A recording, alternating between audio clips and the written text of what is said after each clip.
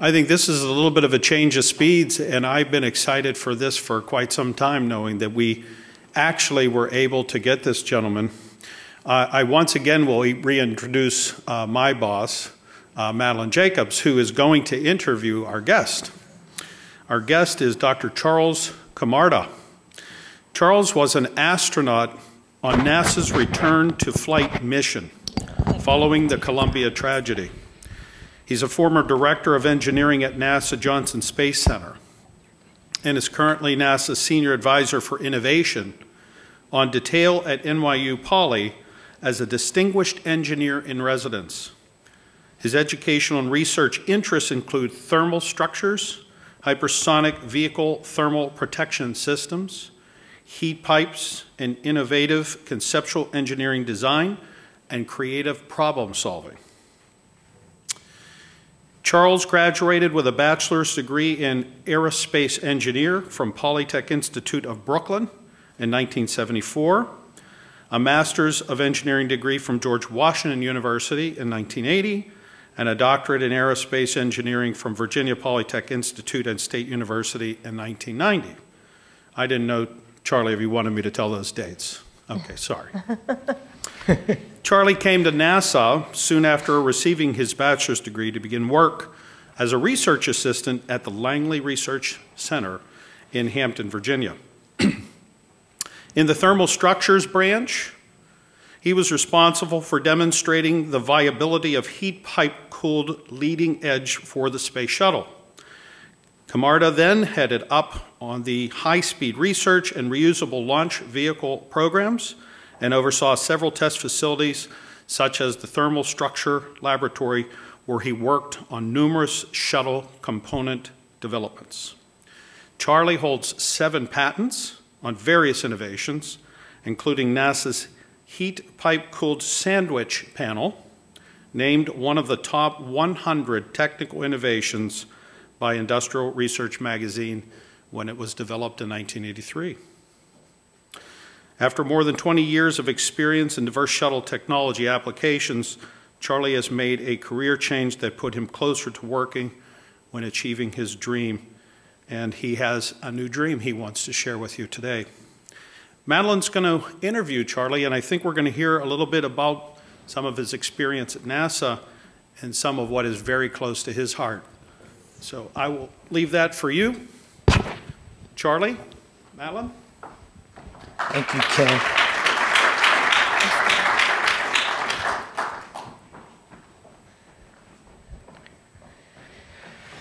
Oh, this is nice. This is nice to sit down finally. And Charlie, you can take off your badge because we know who you are now. And since this is being filmed, we'll try not to. So it was really exciting last night having dinner with you because not only did I get to meet an astronaut, but I got to meet a real rocket engineer. Too often we talk about, a rocket scientist, but I actually got to meet someone who has a PhD in aerospace engineering. Pretty cool. So Charlie, we're going to kind of talk a little bit about some of the things that have been talked about today, about passion, about adventure, about entrepreneurship. And I want to start a little bit with your early life, because once you start talking, we all know where you're from. Exactly. So everyone knows I'm from New York. and I grew up in New York, second generation Italian, and I had this freedom, luckily, to do an awful lot. My mother let me get away with a lot when I was a kid. Always asking tons of questions, always had this interest in science. And like I've spoken to many people here, we grew up at a time when the astronauts and their space race, and it was a dream. And so naturally, I love science. I was going to be going into science. That just kind of focused me more in aerospace engineering. Graduated from Brooklyn Polytech at the time. And then I was very lucky. I did an internship between the summer between my junior and senior year, and spent 22 years as a research engineer at NASA Langley. So your internship was at NASA? That's right. Spent 2 months. Right. And that. But when you were young, though, and you said you had an interest in science, who were your main inspirations? I mean, was it the coverage, the television coverage of the space program, or Were there some teachers? Was it your father was a butcher? Was it your dad? Absolutely not. Although he definitely didn't want me to be a butcher, another butcher in the family. And so my mother was definitely allowing me to try lots of different things. And space race, I was the little geek in Queens trying to launch rockets while Homer Hickam was doing it in Colwood, West Virginia, you know. And it was a wonderful movie, a wonderful book, by the way, and Homer's a great guy. And so I always had that curiosity, that thirst for knowledge.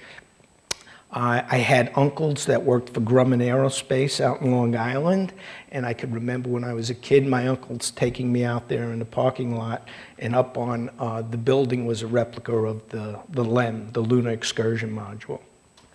So that really sets your mind. But did you ever think at that moment in time when you were, you know, that geeky kid building rockets, that you'd someday be an astronaut? Was that a passion, a dream of yours, or? It was absolutely a passion of mine, and I applied after I was selected to work at NASA in Hampton, Virginia, at NASA Langley. I applied when they had the first call for astronauts that were mission specialists, not test pilots. And so I said, okay, I'll give it a shot, but I only had a BS degree. I had the minimum requirements, wasn't selected, but then I waited another 18 years. But really, the thing that drove me to NASA was really that internship, that 2-month internship kind of drove me, showed me what my real passion was, and that was for research, just like almost everyone here. So research and development. And so when I wasn't selected to be an astronaut, those 18 years in between, I was having the time of my life working on some of the most interesting projects anyone could ever care to imagine. And so I was very happy. Tell me about one of the most interesting projects that you worked on at NASA when you were doing research. Probably the most epic challenge, probably even greater than the Apollo mission, was the National Aerospace plane. And I know there are some of us out here that are close to my age that might remember the National Aerospace plane. It was President Reagan's. It was called the Orient Express. Would take off from a runway, fly through the atmosphere up to Mach 27 and go right to space. Come back, be fully reusable. Unbelievable for me. I was a thermal structures engineer, research engineer. That was the ultimate challenge. And how did that go, that project? You know, I learned a lot. We worked with companies from all over the United States. Back then, we had lots of aerospace companies, about 15, all the major subcontractors, every NASA center, the Air Force, the Navy, DARPA, and almost all the national labs. So we got to do stuff all over the country. It was classified, but we were in some really unique facilities, and it was a tremendous learning experience. And it was also a consortium. I know we talked about consortiums, and I always felt that this was an amazing feat that they accomplished in this program, is that you had all these major aerospace companies opting into the program by offering skin in the game, by offering up their internal research and development funds, and sharing ideas. And at one point, it was a badgeless society. They basically operated at a building in, I think, Long Beach, California, several buildings down there. And it was a great experience. It was a great network of very, very innovative people. But in the end, that project got... It failed. Yeah. It failed. It didn't accomplish its goal. And like many of the projects that we worked on, it failed. That project failed for a different reason. I think the technology was just not mature enough. It was oversold. Gee, does that ever happen? We oversold it, not us, but the DARPA did. And I don't want to mention any names, but it was one of the companies here, a fellow that worked for that company, had the company name, went to DARPA, and said, you know what, this is doable. We could do this, and made it seem like it was very easy. we at NASA felt you needed a lot more technology maturation. There were some major hurdles to overcome.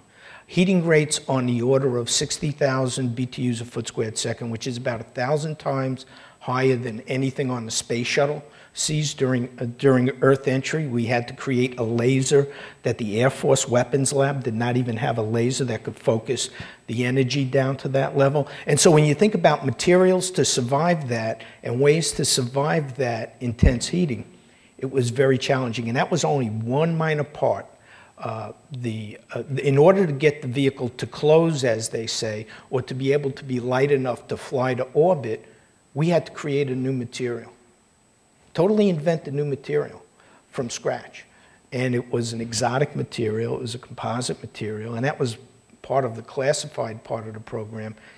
And this was amazing because as we started building little pieces of this, when we would test it, it would fail in ways that a metal would fail and shatter like glass because it had to be at cryogenic temperatures, minus 420 degrees Fahrenheit. So this is, and there are lots of other really neat problems, like the James Webb Space Telescope is going to be using a lot of these materials. It's another really engineering challenge. So did this material finally come to fruition, but other parts of the project failed, or were you never able to really get that material to work?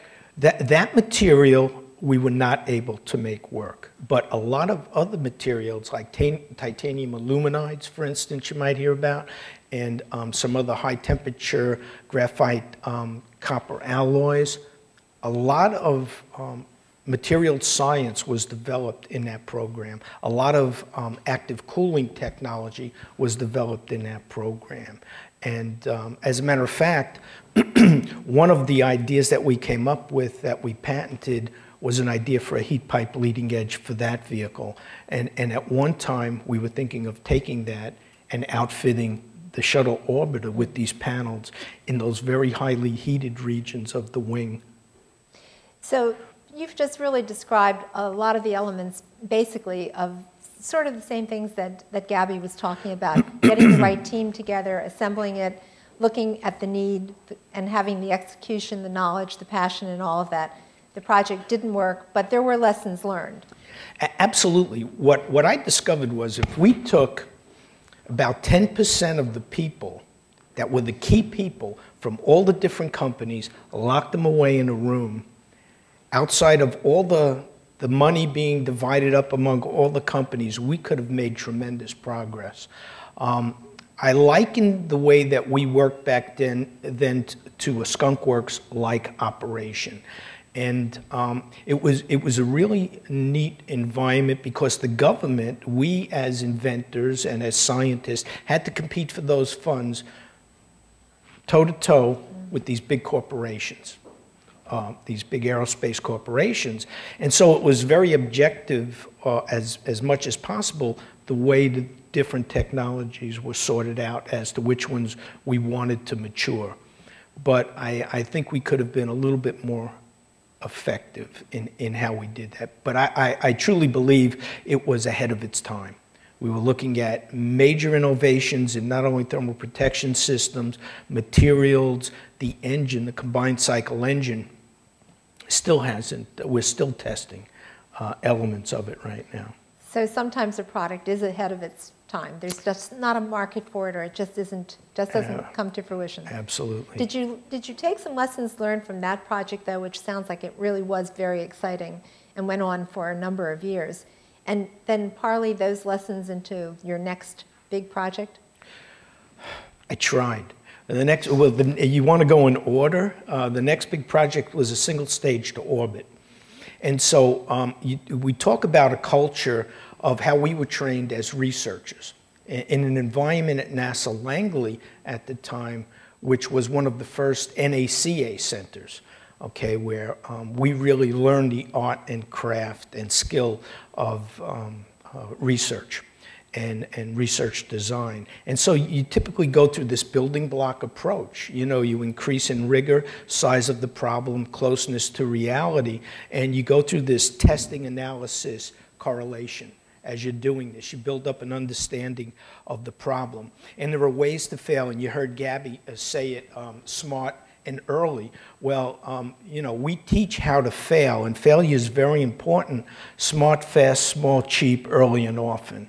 And I really believe part of the problem, that's why the program that I developed, Innovative Conceptual Engineering Design, really speaks to the conceptual part of that problem. And Gabby mentioned it. How do you develop that prototype, test lots of prototypes, and mature them almost simultaneously, investigating all the potential failure mechanisms very early on in order to make the best selection possible, the most intelligent selection possible. And so I'll give you an example. The next project we worked on was the single-stage orbit vehicle. We had a competition basically between different ideas. Two-stage to orbit, I was working with Mike Griffin and his team. We were looking at a single-stage to orbit. And then another version was basically an evolution from space shuttle. They selected our idea. We had a source evaluation board. Lockheed got the contract. They developed was going to be the X-33. I don't know if you've ever seen a picture of it. Three key elements were the thermal protection system. We were advocating metallic, more durable. Another element was the linear aerospike engine. They were making progress in that.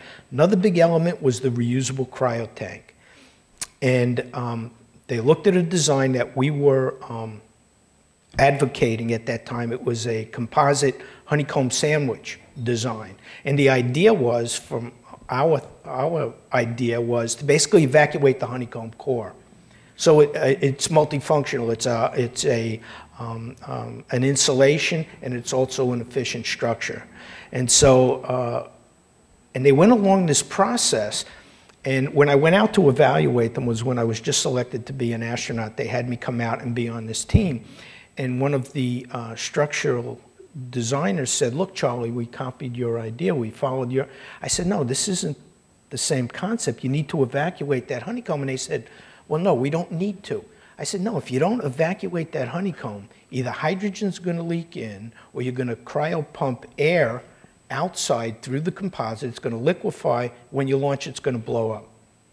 And we had done several tests to tell us, in a laboratory you can do that. They built the entire tank. And so as I'm training to be an astronaut, I get my copy of Aviation Week, and there's this huge composite tank blown apart. And I called up Paul Landry at Lockheed and left him a message on his telephone.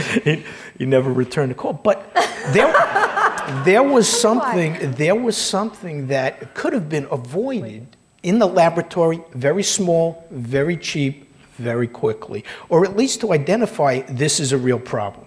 This is something we're going to have to invest a lot of time in. So what was it that made them not listen to you? I mean, we're going to talk about this a little later when we talk about the elements of innovation. You've heard some people talk about culture.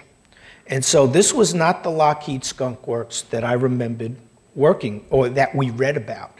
In the NAS program, they still kind of had the magic in the Lockheed Skunk Works in Burbank. This was not the same Lockheed Skunk Works. They had acquired other companies that worked on the program in its initial stages, had developed composite hydrogen tanks, or at least experimented with them and knew some of the problems. They did not even talk to the people that had the knowledge in their own company. And I would even tell them, you know, these are some really good people. This is what they've learned. You need to go. They're in your company now. You need to talk to them. And they didn't do it. And so one of the things I teach in this course is arrogance. You know, when people ask me what caused the Columbia accident, in one word, I've read all the behavioral science, sociology reports, books. It's arrogance.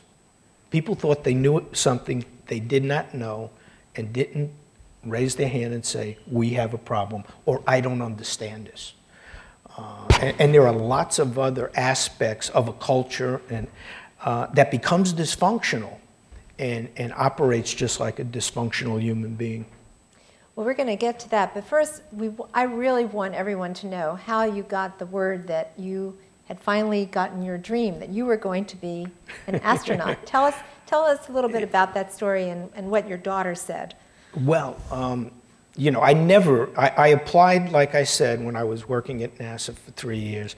I applied 18 years later because I was married. I was a single parent at the time. I didn't have custody of my daughter, but I reapplied because when I had custody, I met these folks from Johnson Space Center when I was in senior management training at Wallops Flight Center, and they said, wow, the call just came out. You have 2 weeks, you should apply. Went back, applied, never thought in a million years I would get the call to come be interviewed. And then after I was interviewed, I said, wow, you know, I might have a chance, I don't know. I told my daughter, you know, we might. Then I got the call and they said, you know, you were selected. I was very surprised. I was 44 years old at the time. I went to my daughter's elementary school, got her out of class, and I said, now this is it, Chelsea. You know, Daddy got selected to be an astronaut. Are you absolutely sure you want to leave beautiful Virginia Beach and move to Texas? And she looked at me, you know, with those big brown eyes. She said, but Daddy, it's an adventure. And so I said, you know, that was my inspiration, really, and I wasn't going to go if I couldn't take my daughter, and I really did it for several reasons. You know, I had done a lot in my life as an engineer, experimentally, analytically, and even in the design world. I worked in all those different aspects of it, but in a research center. And so I wanted to understand operability, you know, real space hardware, get that kind of experience. Plus I wanted to do something really cool, but more importantly, I wanted to show my daughter that, hey, if you have a dream, you should go for it, no matter what. And she's got a lot more courage than I do. And that really dovetail with a couple of things we heard. First of all, you had a dream, and you really pursued it over a long period of time until it came true. And secondly, you were an adventurer, and as Gavi told us, it's different from a risk taker because an adventurer expects to come back, which I really like that. I wrote that down. And that really does bring us to your years, you know, training for your mission. And tell us a little bit about that. And when we've done that, then we'll move on to your current passion and what you're very excited about now. Well, you know, probably the hardest thing I ever did in my life during training was surviving water survival. You know, when I talk to students, I ask them to introduce themselves and tell me something that people don't know. And so when I introduce myself, I usually say, you know, I'm claustrophobic, afraid of heights, and I could barely swim. Oh. You know, and so when you talk about passion, if that passion isn't there, it's really tough getting in that spacesuit, going underwater in the neutral buoyancy lab for 6 hours, or cramming yourself in a T-38. But it's like anything else, you can overcome it. You know. Wow. So I had tremendous.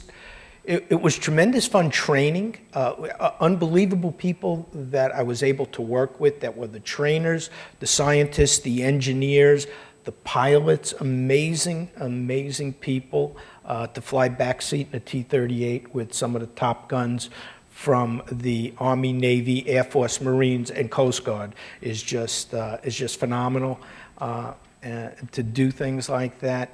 I was training in Russia as a backup for the Expedition 8 crew when the Columbia accident happened. And that was really an awakening for me. It changed the way I saw things. It changed my whole thinking. And I came back after a week, because we had to stay in Russia for a week, to be with my crew and my classmates. And I totally dove back into being an engineer again, went back into that mode, trying to understand what caused the problem, and then witnessing what I'm seeing, the great NASA that I remember struggle with this problem and struggle with coming up with solutions to this problem. And so I recognized that there was a great void. It wasn't the same NASA that we had. It wasn't when we went to the moon. There are some pockets, tremendous people, tremendous innovation, but it was a totally different culture. And it took years before you actually you were on the first shuttle flight after they finally resumed the shuttle flights. And what did that feel like? Well, you know, I never thought I was going to fly because I wasn't one to mince words, being from New York, and I made a lot of enemies after the accident, and I was really just trying to be an engineer, pulling together all the people that I knew around the country that had certain expertise, because I knew we could do this. So putting together those teams, those great groups, is a great book called Organizing Genius by Warren Bennis and Patricia Ward Biederman, about what made these teams great, like the Palo Alto Research Group, the Disney Troupe, the Skunk Works, what made the magic happen. And it was something, if I had a gift, that I was able to do, to put the right people together to accomplish great things. And I was watching other folks at NASA that didn't have that expertise in research and development, that were maybe flight directors, operations kind of people, trying to lead a research and development activity. And I watched it stumble, it was ugly, and basically just took a bunch of people outside the gate at NASA, and I can't say this, Don Pettit's private little laboratory in his garage. Don Pettit is an astronaut in my class, a chemist, by the way. You should have him come to speak, a chemist from Los Alamos National Labs, and anything you could think of in your mind, this gentleman could make. I had the expertise. Don Pettit had what Zen calls a beginner's mind. He had a brilliant mind in chemistry, chemical engineering, and he had a beginner's outlook. Everything he looked at, it was like he was looking at it for the first time. And so when we did these experiments, and we failed fast and furiously many times, we would, at the same time, we had 3 other solutions to that problem. And it was just me and him in his garage, and a network of people from around the country at all these different companies that sent us material directly to my home. And we would run it to his garage, we would test it, and we would fail, which led to my idea. After I was selected to fly, we did things that NASA told us was impossible to do, and we did it in his garage. We patented some of it, and we flew him on my flight. That's how fast we were able to do it. And these were teams of people at NASA that couldn't do it. Now, this was even before I knew I would have a vested interest in being the person on the flight. So how did it feel, that, that liftoff? I mean, knowing that this was the first time after that, terrible tragedy, and that this was a materials failure? Well, because I was so close to this, and I really understood this because it was my area of expertise, I fully understood that this was one of the key dangers and key risks that astronauts had flying back from and re-entering the Earth's atmosphere. And the thermal protection system that we had was very, very fragile. Most people did not understand how fragile it really is. You could hit it with your hand, the shuttle tiles, and you'll damage it. If you lose a chip of coating that's about the size of your thumbnail, silicon carbide coating on the reinforced carbon-carbon leading edge, it will burn through, just as if you had a giant hole in that wing, and you will not survive. And so I felt very comfortable because we had developed a plan, and we developed a technology, and not only the technology, but a plan and a strategy to use this different technology to ensure that we would be safe.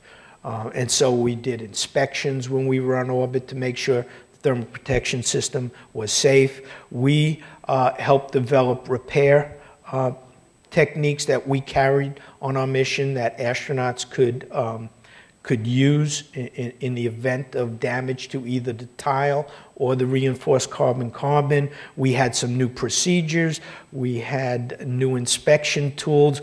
There was a gentleman that even invented an infrared handheld camera that an astronaut could take outside in a vacuum of space during an EVA and basically image any part of the shuttle vehicle. You could see not only external damage, but also subsurface damage to the wings if you had to. So it was a tremendous effort by people from around the country, around the world. At that point in time, we could have asked anyone in the country for help, and they would have helped us. Yeah, that's great. What's your most enduring memory of being in space? My enduring memory of being in space is, number one, launch was anticlimactic, if you could believe that. I was thinking it was going to be, this intense vibration. It was the smoothest ride. You feel the G-forces, but they're not that great. And then 8 minutes, you're in space and you're working. And for shuttle missions, they're very packed time-wise. You only have 14 days, and we had a lot of technology. We had a lot of supplies to unload because there hadn't been a vehicle up there the size of the orbiter to resupply the station for 2.5 years. And so we had to change out a 600-pound control moment gyro, one of 4 that basically maintains the attitude of the entire space station in orbit. We had to do the inspections. And so it was jam-packed. Every minute of your time was scheduled. And the thing that, when I tell people what did I love, what was special, it was really working with the teams, the people that I trained with for my crew, the people that trained me on the ground. It was, and the people that helped us when we were in orbit and had some issues in orbit. It's just an amazing feeling to be part of that team and to be so connected. So you didn't have time to think about, wow, I'm in space. Every now and then, Andy Thomas would grab the young novice and drag him up to the flight deck in the evening after we're done eating and everything, and he would push my face in the window and let me enjoy looking at the southern lights. We docked with Space Station, which was tremendous, and there we had only 2 people on Space Station because here we weren't sure that we had fixed all the problems with the space shuttle. And so we wanted to keep a minimum crew up there so that they could use consumables. In case we got stranded on the space station and they had to send a rescue mission, we wanted a minimum amount of people up there. But the 2 crew was John Phillips. He was the only person that was older than me in my astronaut class. He was 6 months older than me, and I never let him forget that. And the other person was Sergei Krikalev. I mean, next to Yuri Gagarin, Sergei Krikalev is the man in space. He totals over 2 years in space, and he's just a phenomenal engineer, a phenomenal team player. It was just great to be up there working with the crew that was on the space station. Well, I now hate to take you back down to earth, but we're going to talk about your current passion. I know we could talk on and on about this, but I have to say, in preparing for this, not only Charlie but Ken sent me several articles, several long articles that Charlie is one of the co-authors on. And it may surprise you what these are on. I found this absolutely fascinating reading. But this is Charlie's current passion. It's called Innovative Conceptual Engineering Design. And the reason we're going to talk about it is because this is really about our next generation of innovators. And I brought this up as a prop because as I was on my break, I just got a notice from iCloud that I haven't backed up my phone. But anyway, this was an email from the White House, and it says, today at 3 o'clock, there's going to be hanging out and making things at the White House.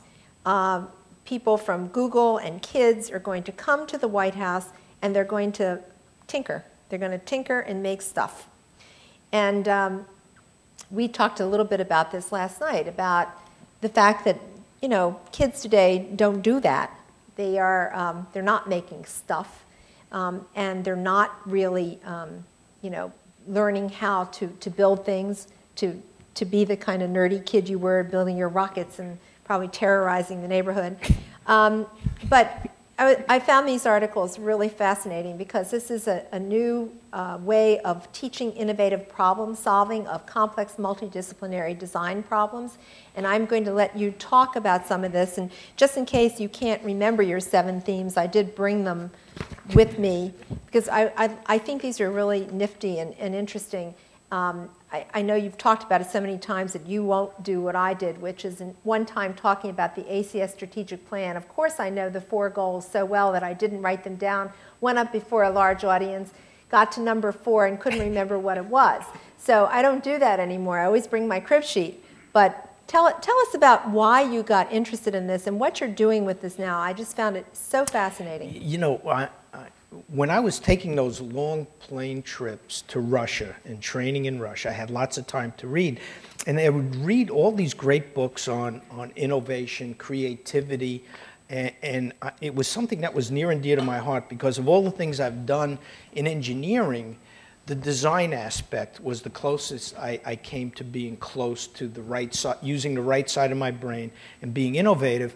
And I learned a lot from being a manager back then and watching how people could be transformed when they actually have the opportunity to do creative things. And Madeleine Jacobs, I was reading this book on creativity, Creativity and the Flow. This psychologist was talking about when we're creative, we feel like we're living more fully than any other time in our life. And I've seen people totally turn around. You know, people that worked for me that were ready for retirement, marking time on the chalkboard like prisoners of war, that when they get to retire, all of a sudden you take them, you bring them into a real challenge, you take their skills, you show them where their worth is, and it totally transforms them. All of a sudden they become a member of that great group, and they don't stop working. They take work home with them. It's a challenge. And so when you read books like Organizing Genius, and when you read books like Reality is Broken by Jane McGonigal about why people get so enthralled with gaming, as a matter of fact, some people get addicted to gaming, and why that happens. I was always amazed by this. And like I said, I had this epiphany when I was in the garage with Don Pettit. I said, you know what? We could have posed this, what Jane McGonigal calls epic challenge, out there in high schools, and we would have gotten so many responses that were more innovative than the ones that we looked at. It would have been phenomenal. And couldn't we connect students with real challenges like this? And that's great, but now how do you keep them motivated? Then I saw a report by Melanie Dumas at DARPA that was looking at education and how we're going to need to develop computer scientists. There's going to be a need for many more computer scientists than we could generate. So what do we do about that? She went and looked at all the different programs out there for computer science. And when you look at, and this correlates with how much money we spend on education, we spend more per capita, probably 3 or 4 times more than the next country, and yet we're not getting that return. Our kids aren't doing it well, at least in the tests that they're taking. And so why is this happening? And what Melanie Dumas said is that we have all these programs like First Robotics, they have things in the Boy Scouts, Girl Scouts, First Lego League. There's no connection, there's no connectivity, there's no integration, there's no clear path to show this is the skill you've learned and this is where it belongs, this is how you'll use it, and then where does that lead to? And so, and from the EPIC challenge, I learned that people love to solve real problems, and the bigger the problem, the better. And so I said, you know, I've read all about this. A lot of the people that write these books never really experienced it. I know we can teach this. And so NASA said, okay, go ahead and do this. So I put together a team of faculty that I had never met before. NASA gave me money to operate. They said, go ahead and do this. I said, I'm going to pick a challenge that NASA can't solve. And many of the faculty that I was going to get, several of them said, you know, Charlie, why do you want to do that? Why don't you pick something that we know we have an answer for it. I said, no, we're gonna put this to the test. We're gonna try something that NASA can't solve. And so we organized faculty from Penn State, Georgia Tech, and MIT, total of 4 faculty, took experts from NASA. We picked the challenge. The challenge we picked was land landing of the Orion capsule. That's the new space vehicle. NASA initially wanted it to land on land, just like we wanted the Apollo capsule to land on land. We can't do it. The Russians can, over 50 years. I said, that's the problem we're going to do. And everybody's like, wow. So I got the experts from NASA that I knew personally, and that's one of the benefits of being me and being old. And so we put them together. We went through this process that I concocted, but really it was based on how I was taught to do engineering, with a little new things added in there, immersed them in the problem. Only spent 1 week at Penn State. We had Professor Emeritus Jack Mattson wrote the book Innovator or Die. Total wild man, but yet he was a chemist. He was a chemist that... most chemists are wild men. Yeah. Well, he got wild. There's a reason why he went wild, and it's in his book. He got struck by lightning, and in the head, I might add. But he was this great chemist. He was an entrepreneur. He started the Lean Hard School of Entrepreneurship and Professional Leadership at Penn State. And we just taught people how to look at the problem, how to think outside the box. We formed the teams based on some surveys that I did with the people that applied from NASA. And then we only spent 1 week. So there wasn't so much time. They did some prototyping. They did some presentations at the end of the class. And one of the program managers in the Orion program said, I think we're going to fund one of these projects. And so he took a total of $130,000, funded a master's degree student and several undergraduates from Penn State and MIT. They worked collaboratively, and in 2.5 years they presented their work, and they came up with a solution to the problem that not only saved 26% mass, but also increased the habitable volume inside that small capsule by 36%. And so I know it works. I'm never amazed at what kids could do. And so this program that we put together, one component of it is the educational outreach. Another component is, how do we solve problems in a revolutionary new way? How do we form virtual collaboratories to get the same effect as a virtual skunk works? Link the right people, find them, link them together based on several questionnaires that you put out, and then how do we monitor, what metrics do we use in order to see how they're performing? So that's what I'm working on now. It's very exciting, and one of the aspects of this is the elements or themes that are critical to innovative design. And do you want me to just read those and we can talk a little bit about them? Yeah. So why don't you read them? Okay. As long as you can see them. Yeah. The first one is the human mind use it. And I know I talked about it with one of the gentlemen here about critical thinking. We teach these students to solve problems, and we give them computers. And what we want to do is make sure that they understand how to check their results. Okay? And so understanding that whole cycle of analysis, experiment, analysis, design, correlation, analysis, experiment, correlation. The other one is arrogance is the enemy of creativity. We want everybody to operate as a team. We want to eliminate the arrogant people. We want to create a psychologically safe environment so that it's okay to fail. We want to not only reward success, we want to celebrate failure. There was a great article in Harvard Business Review. I know most of you must have seen it, all on failure.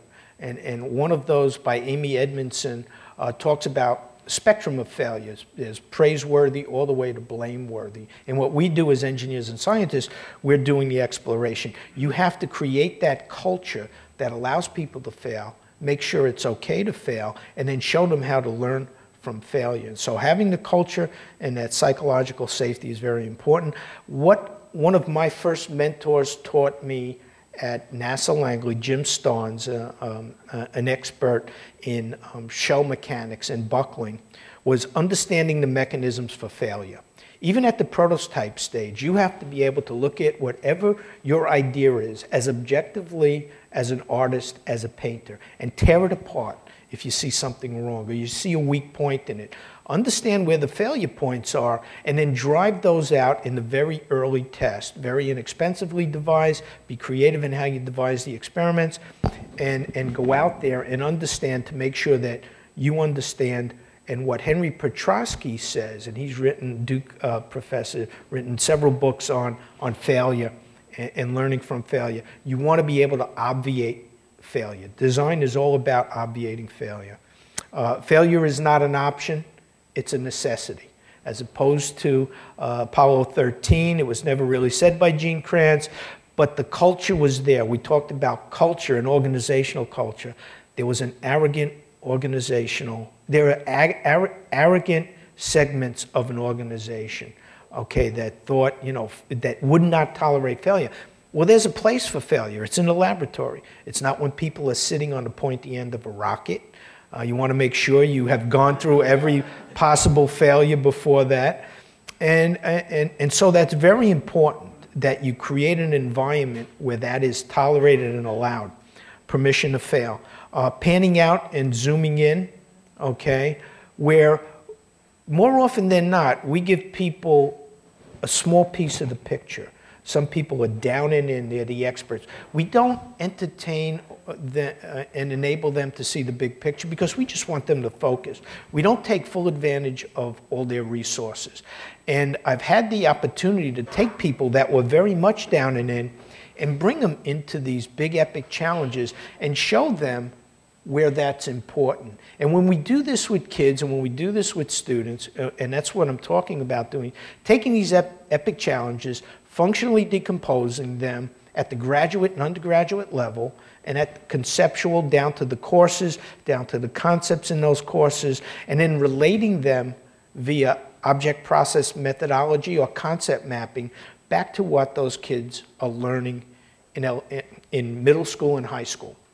And we have the high school teachers basically do that. So I'll give you an example. We take, for instance, biggest challenge going to Mars or deep space is radiation.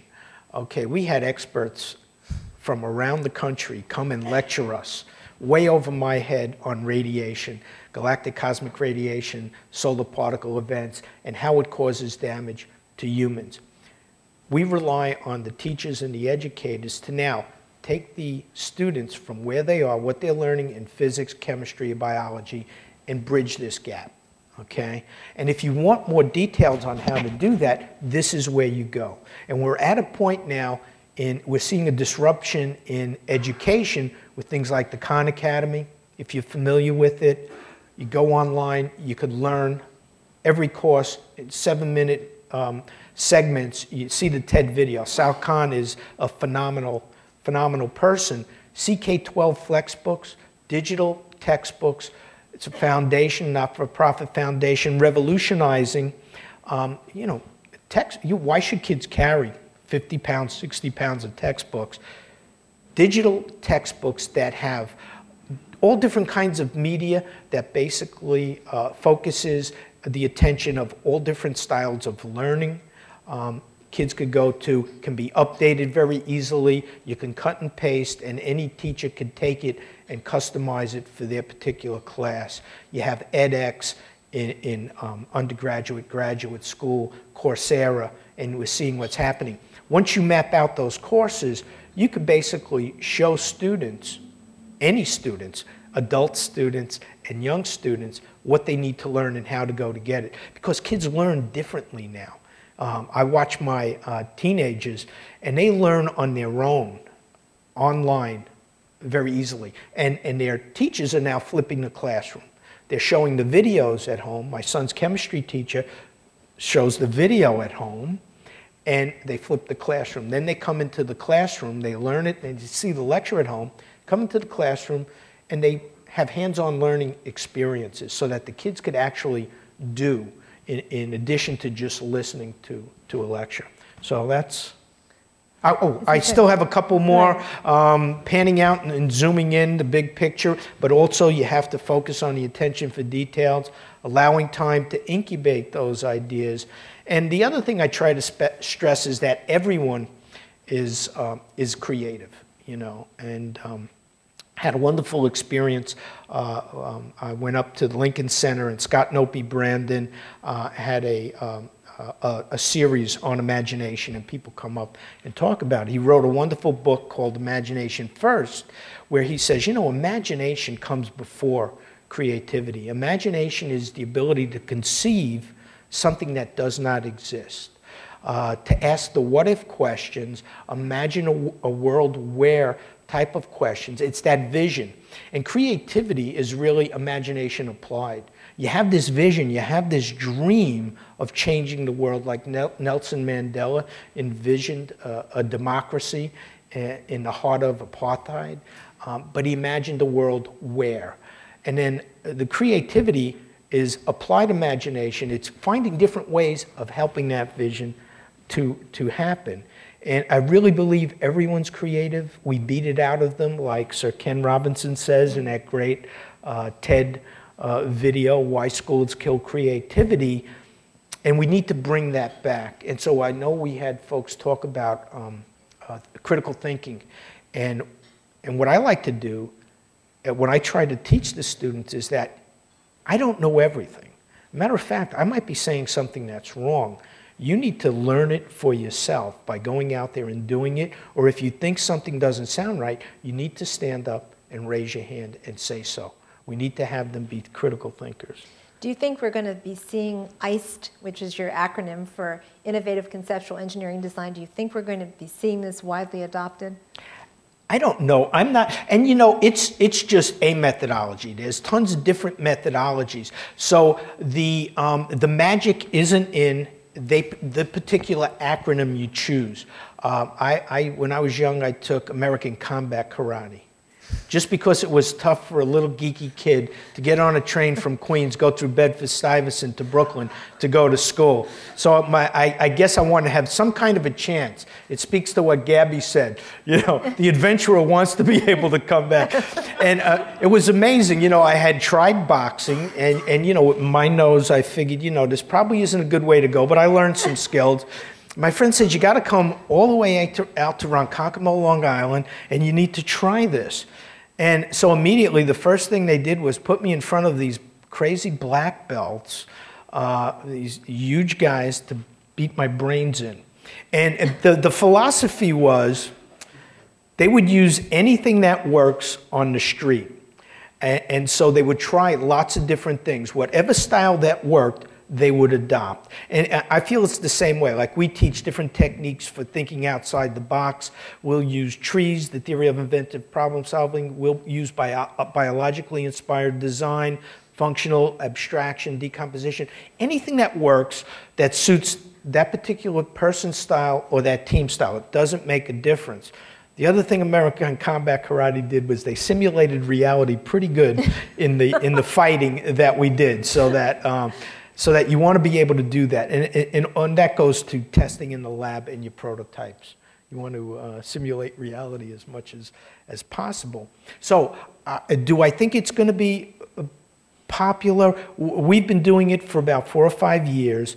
I have an idea for what I would like to see and how it would play out. We have hub universities that link with high school spokes, if you will, and then middle schools to form this continuum of mentorship, because I've found the near peer-to-peer mentorship is very, very effective. And so we work with these great graduate students that we team up virtually and also physically, and they're at the top end of the food chain. We link them with the subject matter experts around the country, and we pick a challenge. And just because I work for NASA, I pick space challenges related to space. But you could do this with any industry, any enterprise has lots of epic challenges that stimulate kids. And you want to get a pipeline of the best and the brightest kids to go into, whether it's computer science, whether it's chemistry, whatever field it is. How do you motivate them with these epic challenges? How do you maintain that motivation? And we can learn a lot from gaming. We can learn a lot from these other ventures out there that are trying this right Well, now. we're going to get you involved with the American Chemical Society education programs, but that's for another time, because we'd love to take some of these concepts and really make sure that our chemists, as they're coming up, are thinking about these ways of thinking. I want to leave time for the audience to ask you questions, because I really feel guilty. I was able to have dinner last night with Charlie, so I bent his ear and got to hear a lot of wonderful stories. You probably have questions that you want to ask him. This has really been a fascinating opportunity to talk with you. Let's give Charlie a round of applause. But before we go to questions, I want to thank you for having me. I want to thank Ken for being persistent and calling me up. He was very good, and I really wanted to come here and do this. Had a couple of things to juggle, but the network of people you meet here, the people we had at dinner, the people we spoke to, it's just phenomenal. That's where I get my energy from. That's where I get a lot of my ideas from. Well, before we take those questions, and Ken will line them up, do you have any words of wisdom for the entrepreneurs who are in this room? You know, I'm trying to be an entrepreneur, so I'm trying to understand how this works. I'm the geek that's not the businessman, you know, whose patents will never make any money because they will expire because before we have vehicles to fly them. But, and so all I could say is that the persistence, the perseverance, I think that will stand you very well in my life. The people that told me you can't do that, if they only knew, they were inspiring and motivating me. And it's probably one of the key parts of the DNA of the entrepreneur. When people tell you you're crazy, you're out of your mind, it'll never work, don't pay any attention to them. Great. Okay, well, Ken, you've got the microphone. Okay, here we go. Hi, I'm Bill Schwartz, hopeful entrepreneur. But my question for you relates to the beginning of your talk. And you were talking about some of the inventions that you were working on, the single stage, supersonic transport, and you used the words that it was an invention before its time. And that was 40 years ago, and it was too expensive for its time, but now it's 40 years later. And do you think that there's passion and has enough time passed that something like an SST kind of vehicle might be worthwhile considering again? You know, there once again is a realm that I'm not familiar with, and that's the market. You know, I thought the SST was fantastic. I grew up in New York, and when I used to see it, when I come back home to visit my parents, it was fantastic to watch that vehicle fly. I hope that they could develop a market so that that becomes a reality. I thought that was an amazing vehicle, but you have to have the market to sustain it. Just like, is there really a market to sustain a commercial venture that will sustain a SpaceX? I hope so, because I think that's when you're going to see real innovation, when lots of people get to experience space. Mike, I have two very quick questions. One is, did you get frequent flyer miles for your space venture, shall we say? Yeah. On a more serious note, what can we all do to persuade our legislatures to put some serious funding behind the STEM, you know, all the science and technology and all, which is what has made this country great in the first place? You know, I might be I am very, very naive when it comes to business. You know, I see this, and it's like, you know, it's not going to take all that much money. And so I look at it like the stone soup. There's lots of resources that we could draw from, already existing programs out there. All it takes is, how do we connect this? And then you have to create a business plan. Hopefully, maybe somebody here can help me with a business plan. I'm working on it, but I see it as there's a win-win for lots of different folks in this endeavor.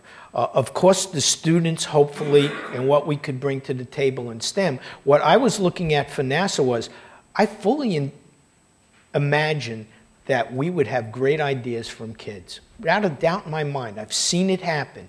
And what I want to be able to do is now show that child's idea, show him how that idea becomes reality and what he needs to do to make it reality. It's going to take these hard courses. And along the way, lead him along the way with near-peer mentors that show him how to do it. And I guarantee you these kids will learn on their own. And all you have to do is facilitate them. So I think there are value propositions not only for the students and the parents, and for the companies like NASA that are going to benefit from this, just like the students that took an idea and matured it very inexpensively. Me and Don Pettit and a handful of people in his garage probably saved the government millions and millions of dollars if that was done the normal way to do it. Because people didn't understand that when you're developing new technology at the fuzzy front end, this is how you have to do it. You don't write tons of procedures and waste a lot of manpower. So I see value propositions for the students, for the universities, because what I have seen is that when they look at these epic challenges, it aligns with doctoral dissertations, capstone design projects for the students that can run an entire 4 years. They get connections to industry and the job market with real-time internships on real projects. Industry gets to take a look at these students via the virtual platform and assess the skills that they are accumulating taking these other courses. You know, what I was proposing was, hey, we have the Khan Academy. We can quantify, not just qualitatively take a look at it, we could quantify how much breadth did we extend to this young student by showing him and inspiring him in this epic challenge. How much depth? Where did he go in advancing his skills in math or maybe in chemistry or physics? You can monitor it online using the dashboard that they have on the Khan Academy. So it's kind of neat. You could take in all those analytics and do lots of work with it, just like Salman Khan is doing with his dashboard and all these students and teachers in the Khan Academy. Yeah, hi, good afternoon. Yeah, so my name is Jayendra Vosley Jay, and I work for a small company. The question that I have for you is, you spoke about speak out when you see that something is not right. And so my question to you is that, as you also mentioned that there were very serious consequences where you made a lot of enemies. And this also goes with, I think, a great leader said that you can disagree by being agreeable and still disagree. So what are the things that you would advise people to do is to be able to speak out, but at the same time maybe not make enemies and yet get the word across, but not have the serious consequences like people losing their lives because you saw something was wrong and you want to say it, but you don't want to lose your job. Did I tell you I come from New York?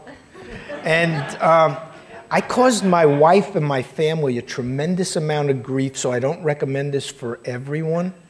There were two instances where I was almost taken off the flight. My mission, after they selected me to go, because I was standing up to the program managers at the time. And so I don't recommend that for everyone. When I was the director of engineering, my intent was to change the culture. You know, but you can't do it, you cannot do that if you don't have support from people at the top. You know, my secretary sent me this paragraph about a cage full of monkeys. I don't know if you've ever seen it. But to me, after reading all these articles, books about social science, behavioral science, sociology on accidents, it basically described the culture the best way. Basically, you have a cage full of 5 monkeys, you have steps in the middle of the cage, you hang a banana. First monkey that goes up to get the banana, you douse the other 4 monkeys with ice cold water. You keep doing that till finally, next time that monkey goes up to get the banana, the other monkeys prevent them from doing that. You take that monkey out, you put a new monkey in. Same thing. Rotate them out till now you have 5 monkeys, never got hit with the cold water. You hang the banana, the other 4 monkeys will beat them down and not let them get the banana. That's my definition of a culture. When people are doing things, rules, processes, procedures, and they don't know why they're doing them, and they think that they're maintaining safety, that's a problem. People are not thinking critical. And that's a dysfunctional organization.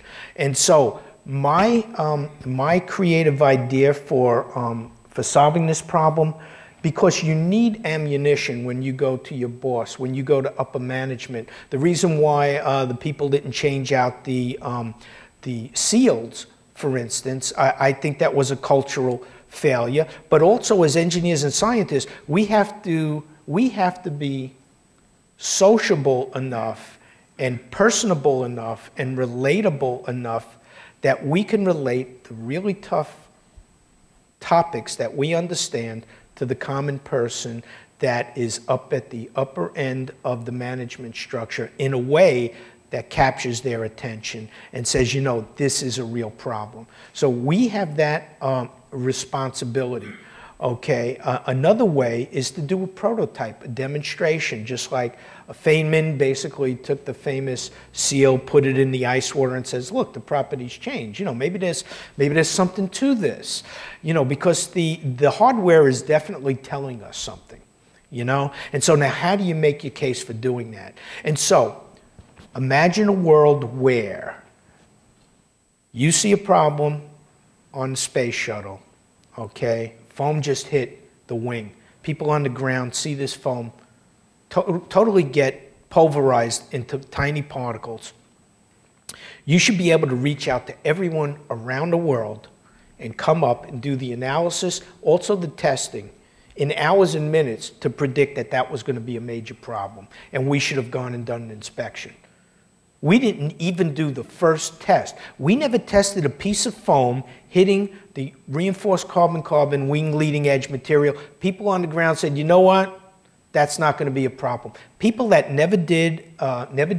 were not structural mechanics people, might have been materials people, but not in that particular material, did not understand aerothermal heating. They made that call. That's a problem. Anyone in that audience should have been able to stand up and say, who are you? Did you ever do this? Question. When people do that, there's this feeling that they're not team players. You know, hey, I grew up in a research culture where you argued, you fought tooth and nail across a table, but it came down to showing the data. So my creative idea on how to do this is we should have a virtual skunk works. When that problem happens, we should be able to collect enough data so that any individual could make a case going up to upper management. You don't have to form a team. The team is there. And I guarantee you at that time, we could have gotten responses from everyone around the world would have been helping us out. One more question. We have time for one more. Thank you. Sadiq Shah and Charlie, thank you for sharing your inspirational experience of life. I can't help to draw the comparison between the example that you have gone through and what Gabby shared with us. In one case, you know, in 2006, I launched a global entrepreneurial leadership academy. I called it the GEL Academy. And one of the things I did there is that I would show the teams a video that I acquired from PBS, and that's about the space mission. And I said, here is an example of a product. The company or the team has to work together. Ultimately, they are only going to deliver one product, and it has to count the first time it is used. Here's an example of the light bulb, where, again, a team is working together, and there are going to be billions of those light bulbs. But again, they have to work every single time they are used. So just think about that team effort, and I'm interested in your perspective on that comparison. Well, you know, what we do is test, right? You know, and so, you know, I was taught very early on, you know, you can do all the analysis you want, and maybe younger engineers are maybe very much more comfortable doing these great simulations, modeling and simulations, but the true test is in the wind tunnel, in the arc jet, to simulate the environment, and then you have to look at all the different ways it could potentially fail. And so you have these very creative people that have this great idea. The natural tendency is, this is like my child. No one wants to admit that their child might have some flaws, but you have to be able to do that. You know, my grandfather was a tailor from Italy. I had these great hand-stitched Italian suits when I was about this big, and I could remember painfully, with pins in his between his lips, him just ripping the sleeves off of the jacket, and it would take forever, and I would be this ADHD child probably that they didn't know about back then. But it's like the artist has to be able to look at whatever they're doing and criticize it, and you have to take that to other people to criticize it, to really tease out what are the potential ways it could fail. You know, it's a cycle that we all learn. Well, on that wonderful note, we have to turn this over to the next group. Thank you so much, Charlie. Thank you.